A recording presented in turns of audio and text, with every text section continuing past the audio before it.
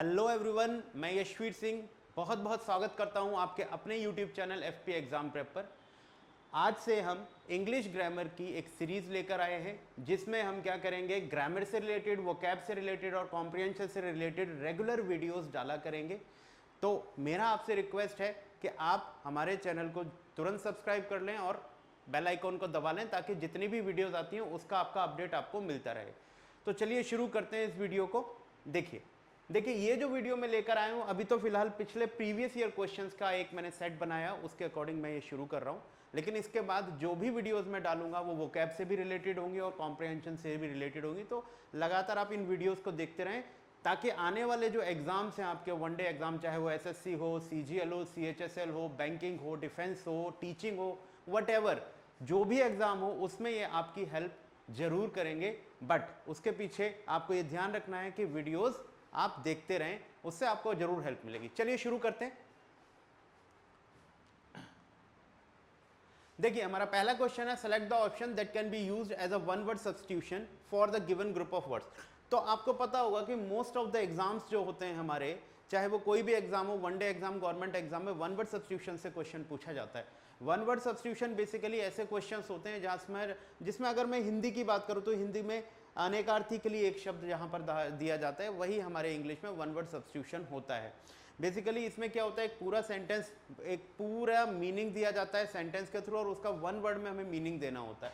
तो ज़्यादातर बच्चे जानते होंगे और ये है भी बहुत ईजी। देखिए plants of a particular region, यानी कि मतलब एक पर्टिकुलर एरिया या पर्टिकुलर रीजन के जो प्लांट्स होते हैं उनको क्या कहा जाता है। तो मोस्ट ऑफ द चिल्ड्रन इस बात को जानते हैं, मोस्ट ऑफ द स्टूडेंट इस बात को जानते हैं कि हमने एक वर्ड पढ़ा होगा ज़्यादातर जब भी हम कुछ भी चीज़ पढ़ रहे होते हैं, फ्लोरा एंड फौना। तो बेसिकली ये जो वर्ड होता है ना, फ्लोरा एंड फौना, तो उसमें फ्लोरा का मतलब होता है सारे वेजिटेशन एक पर्टिकुलर एरिया के, और फोना उस पर्टिकुलर एरिया के जितने एनिमल्स होते हैं उनके लिए फ्लोरा एंड फौना वर्ड का यूज किया जाता है। तो बेसिकली यहां पर इसने सिर्फ पूछा हुआ है प्लांट्स ऑफ पर्टिकुलर रीजन, तो हमारा आंसर क्या होगा, फ्लोरा। और फोना पर्टिकुलर रीजन के क्या होते हैं, हमारे एनिमल्स होते हैं। जबकि हमारा फ्लोटसम जो वर्ड होता है, इसका मतलब ये होता है जो किसी भी सी में या किसी भी वाटर बॉडी में जो रिफ्यूज होते हैं या जो ऐसा सामान होता है जो कि यूज का नहीं होता है और वो जो फ्लोट कर रहा होता है, जैसे कोई शिप वहां पर टूट गई या किसी ने कुछ उसमें वेस्ट डाल दिया, तो वो जो तैर रहा होता है उसको फ्लोटसम कहते हैं। बाकी फ्लिंच का मतलब होता है श्रिंक होना, कम बैक करना किसी चीज को। तो इसमें से ये वाला हमारा आंसर नहीं है, ये आंसर नहीं है, ये भी नहीं है, हमारा आंसर बेसिकली फ्लोरा होगा। ठीक है, चलिए दूसरे क्वेश्चन की तरफ बढ़ते हैं। नेक्स्ट क्वेश्चन देखेंगे आप, select the most appropriate option to substitute the underline segment in the given sentence. अब देखिए आजकल इस तरीके से भी क्वेश्चन देते हैं, मतलब ये क्वेश्चन चल रहे हैं काफी टाइम से, आपको भी ध्यान से समझना है कि एक पूरा सेंटेंस देंगे, उसके पर्टिकुलर जो हमारा सेगमेंट होगा उसको अंडरलाइन करेंगे और उसी को क्या करेंगे, नीचे चार तरीके से लिखेंगे, उसमें से एक सही जो सेंटेंस होगा वो पार्ट सही होगा, उसको हमें अंडरलाइन करना पड़ता है। तो जैसे कि Abu said that he saw the picture. अब इस पर्टिकुलर एरिया में ये जो पर्टिकुलर है, इसमें से इन चारों में से कोई एक लाइन सही है, वो हमें चेक करना है। तो अब ये ग्रामर बेस्ड क्वेश्चन है, तो अगर आपको ग्रामर अच्छी है, आपको ग्रामर अच्छी आती है, तो आपको ये समझ में आना चाहिए। मैं समझा देता हूं।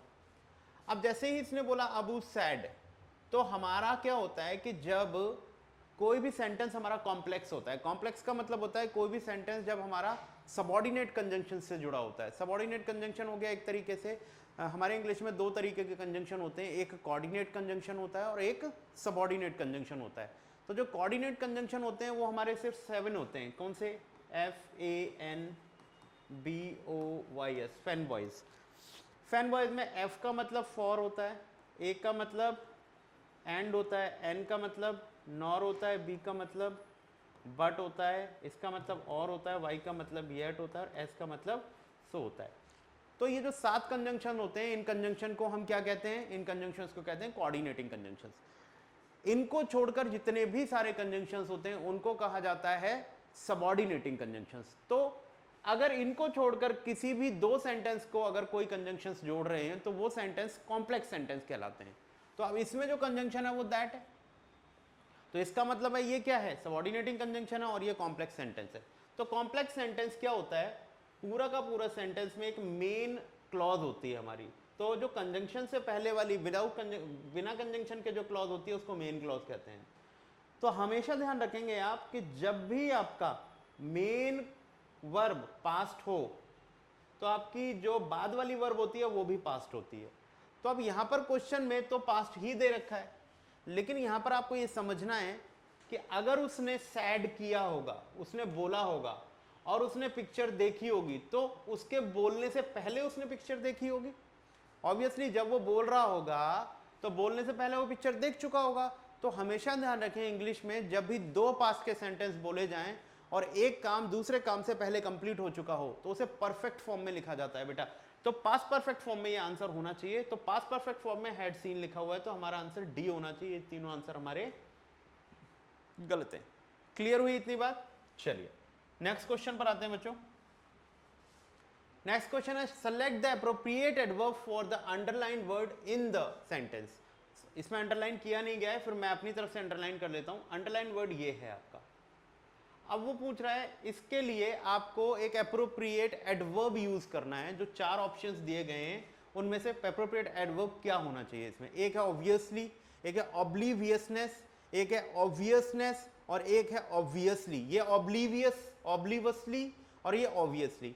तो हमें मालूम है कि एडवर्ब जो होता है most of the time ly लगाकर ही बनाते हैं। तो हमारे एडवर्ब ये दो ही हैं यहाँ पर। तो ये तो होगा नहीं क्योंकि नेस लगा है, तो ये नाउन हो गया, तो नाउन तो हो नहीं सकते। अब सीधी सी बात है, ऑब्वियस बोला है उसने तो ऑब्वियस का तो ऑब्वियसली होगा। ये ऑब्लिवसली तो नहीं हो सकता। तो हमारा आंसर हो जाएगा डी, ऑब्वियसली। ऑब्वियसली का मतलब होता है श्योर। ठीक है, चलिए नेक्स्ट क्वेश्चन देखते हैं बच्चों। नेक्स्ट क्वेश्चन हमारा select the option that can be used as a one word substitute for the given group of words. Again one word substitution का क्वेश्चन पूछा गया है। ये भी प्रीवियस ईयर से ही क्वेश्चन है। क्या कहता है? A shortened version of a large work, मतलब एक बहुत बड़े काम का एक छोटा सा वर्जन शो करने को क्या कहा जाता है? तो बेसिकली समरी जो होती है वो भी किसी चीज की क्या होती है कि एक तरीके से मैं बोलूं कि समरी हो गई short description of the main ideas. मतलब a short description of main ideas. Basically हम माने तो ये क्या होता है हमारा short description of main ideas और points, but without any details. मतलब होता ये भी शॉर्ट डिस्क्रिप्शन है किसी भी पॉइंट का, मेन आइडिया का, लेकिन इसमें ना डिटेल्स नहीं बताई जाती बेटा। तो ये तो हुआ हमारा समरी, लेकिन इसमें दूसरा वर्ड प्रेसी भी दे रखा है हमारा, प्रेसी। तो प्रेसी का क्या मतलब होता है? ये भी short version of a speech होता है बेटा, रिटन टेक्स्ट का, लेकिन इसमें सिर्फ मोस्ट इंपॉर्टेंट पॉइंट्स जो होते हैं वही डिस्कस किए जाते हैं। तो प्रेसी का मतलब होता है मोस्ट इंपॉर्टेंट पॉइंट जिसमें डिस्कस किए गए हों वो प्रेसी होता है। बाकी शॉर्ट्स तो आप समझते ही हो। शॉर्ट्स का मतलब यहाँ दो चीजें हो गई, या तो शॉर्ट्स जो आजकल हम रील्स देखते हैं वो शॉर्ट्स हो गए, नहीं तो शॉर्ट्स जो होते हैं वो हमारे क्या होते हैं जो हम अपनी कमर से नीचे पहनते हैं, जो शॉर्ट्स वो होते हैं। तो ये इसका कोई सेंस नहीं बनता। एब्रिजमेंट हमारा इसका आंसर होता है। एब्रिजमेंट बेसिकली यही आंसर होता है, a shortened version of a large work. किसी लार्ज वर्क का शॉर्टेंड वर्जन को हम क्या कहते हैं? एब्रिजमेंट कहते हैं। तो ये आप ध्यान रखेंगे, अच्छा वर्ड है, आप लोग ध्यान रखें इसका। चलिए नेक्स्ट क्वेश्चन देखते हैं बेटा। नेक्स्ट क्वेश्चन पे आ जाते हैं। तो नेक्स्ट क्वेश्चन क्या कहता है? Select the correct active form of the given sentence. Active passive voice से भी क्वेश्चन पूछे जाते हैं एसएससी में, और जरूर एक या दो क्वेश्चन पूछा ही जाएगा। तो एक्टिव पैसिव वॉइस पर आप लोग जरूर वर्क करें। देखो क्या है, her phone can't be switched off by my father. अब हमें सबसे पहले ये देखना है कि वो आपसे कभी ये नहीं बोलेगा कि आप पैसिव का एक्टिव बनाओ या एक्टिव का पैसिव बनाओ। तो first of all you have to find out whether the sentence is in active voice और इन पैसिव वॉइस।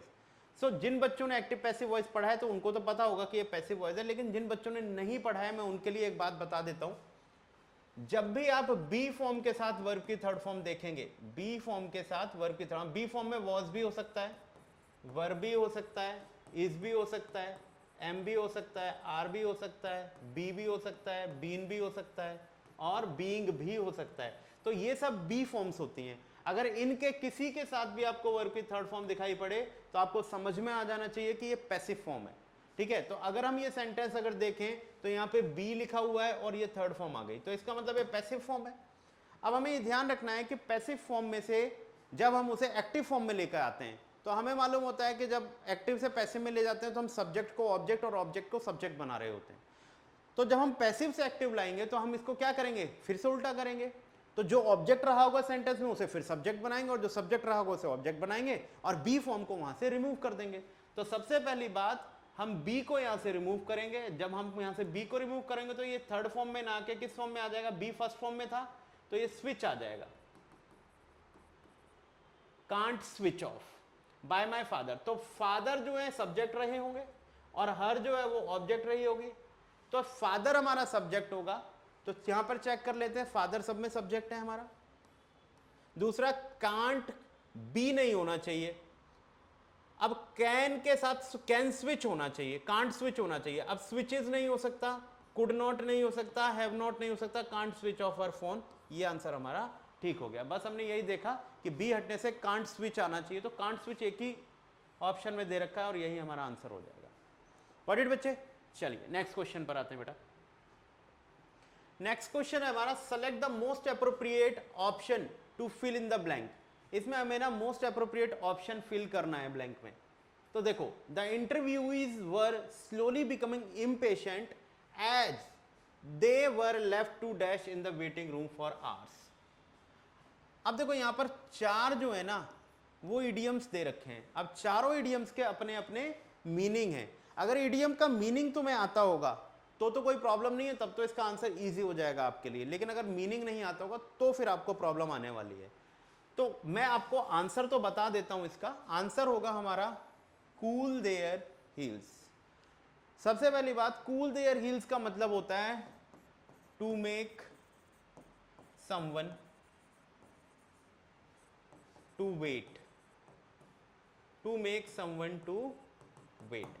मतलब किसी को वेट करवाना, किसी को इंतजार करवाने को हम क्या कहते हैं, टू कूल देयर हील्स। लेकिन इसमें जो चार अलग दे रखे हैं मैं उसका भी मीनिंग आपको बता देता हूं। ड्रॉ द लॉन्ग बो का मतलब होता है टू एग्जाजरेट और ओवरस्टेट समथिंग, टू एग्जाजरेट और ओवररेट समथिंग। इसका मतलब है किसी को बहुत बड़ा चढ़ाकर बताना या किसी को बहुत हवाबाजी कर कर बताना, उसको हम कहते हैं ड्रॉ द लॉन्ग बो, ड्रॉ द लॉन्ग बो, ठीक है, बड़ा चढ़ाकर बताना। फिर दूसरी बात कहें, होल्ड वाटर। होल्ड वाटर का मतलब होता है कि लॉजिकल होना। कहने का मतलब है बीइंग लॉजिकल। जैसे मैं तुमसे बोलूं your thought doesn't hold water, मतलब आपका जो विचार है उसमें कोई लॉजिक नहीं लगता। तो होल्ड वाटर का मतलब होता है किसी बात में लॉजिक होना। फ्लॉग अ डेड हॉर्स का मतलब बच्चे होता है टू डू अ वर्क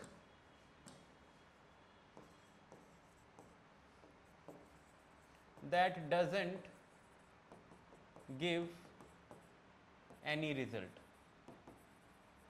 ऐसा काम करना जिससे हमें पता है कि उसका कोई रिजल्ट नहीं आने वाला, ऐसे बात को हम कहते हैं to flog a dead horse. मतलब मरे हुए घोड़े को हिलाना, मतलब उसको जिंदा करने की कोशिश करना, पर जो मर चुका है वो जिंदा कैसे होगा।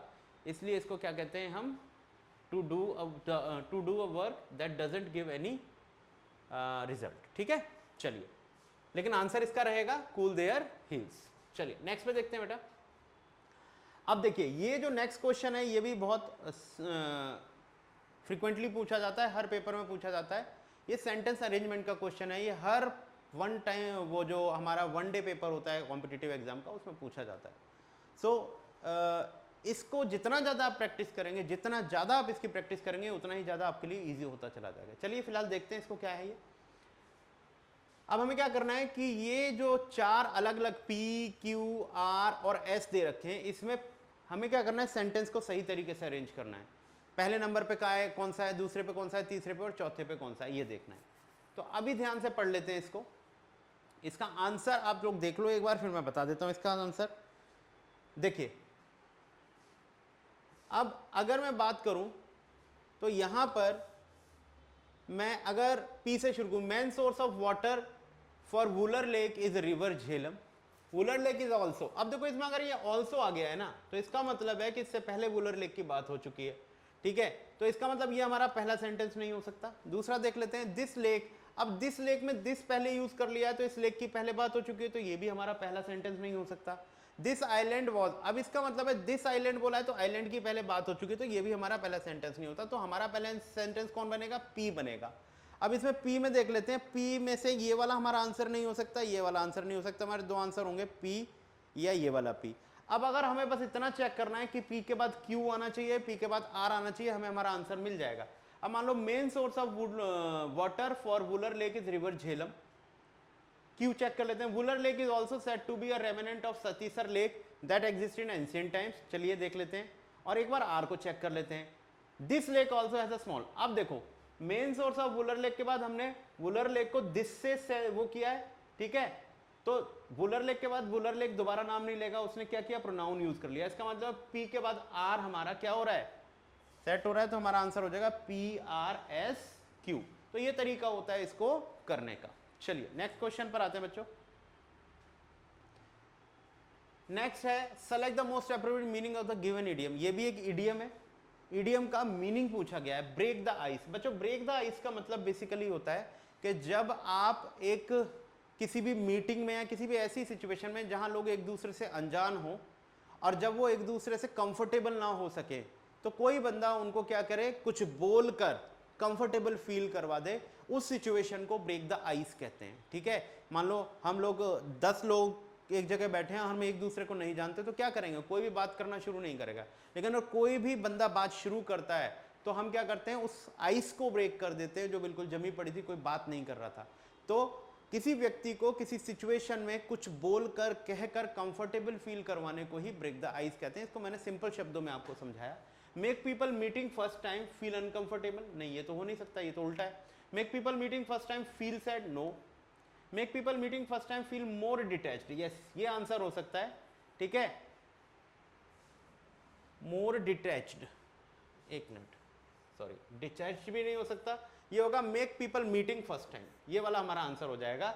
लोगों को पहली बार मीट करवाना, बात करवाना, उसको हम क्या कहते हैं? Break the ice. डिटैच्ड भी नहीं कर सकते, डिटैच कैसे करेंगे? डिटैच करेंगे तो बात कैसे करेंगे बोलो, ठीक है। तो सो हमारा आंसर क्या होगा?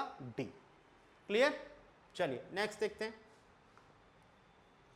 नेक्स्ट है हमारा select the option that express the given sentence in active voice. Again active voice पूछा गया है, ठीक है। तो ये कह रहा है the wounded man was being helped bye a few man. तो वाज बीइंग आ गया, वाज बीइंग का मतलब है ये पहले से ही पैसिव है। तो अगर वाज बीइंग में से हम बीइंग हटाते हैं तो हेल्प्ड किस में आ जाएगा? बीइंग आईएनजी फॉर्म में आएगा तो हेल्पिंग हो जाएगा। तो वाज हेल्पिंग होना चाहिए। अब ये हो जाएगा ए फ्यू मैन हेल्पिंग, कहां पर लिखा हुआ है?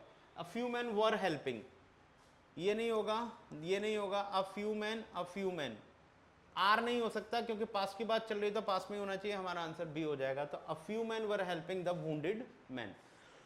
क्लियर हुई बात? चलिए नेक्स्ट देखिए।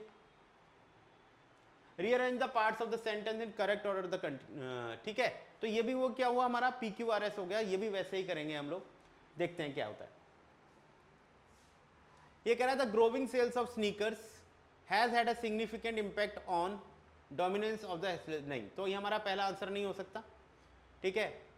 अब हमें देखना है ये जो हैज हैड है, ये वर्ब किस सब्जेक्ट की हो सकती है? द ग्रोविंग सेल्स, तो हमारा हैज सिंगुलर है, तो ये भी सिंगुलर है। और हमारे देखो दो ही सब्जेक्ट हो सकते हैं, या तो ग्रोविंग सेल्स या डोमिनेंस। तो growing sales of sneakers has had a significant impact on who what, तो ऑन के बाद हमें देना पड़ेगा किस पर पड़ा, तो वो भी क्या होना चाहिए? नाउन होना चाहिए। तो इंपैक्ट तो सेल्स पर पड़ता है ना, तो इसके बाद जो सेंटेंस बनेगा वो ये बनना चाहिए हमारा basically, has had a significant impact on the growing sales of sneakers. तो इसका मतलब है हमारा एस और पी कनेक्ट हो रहा है।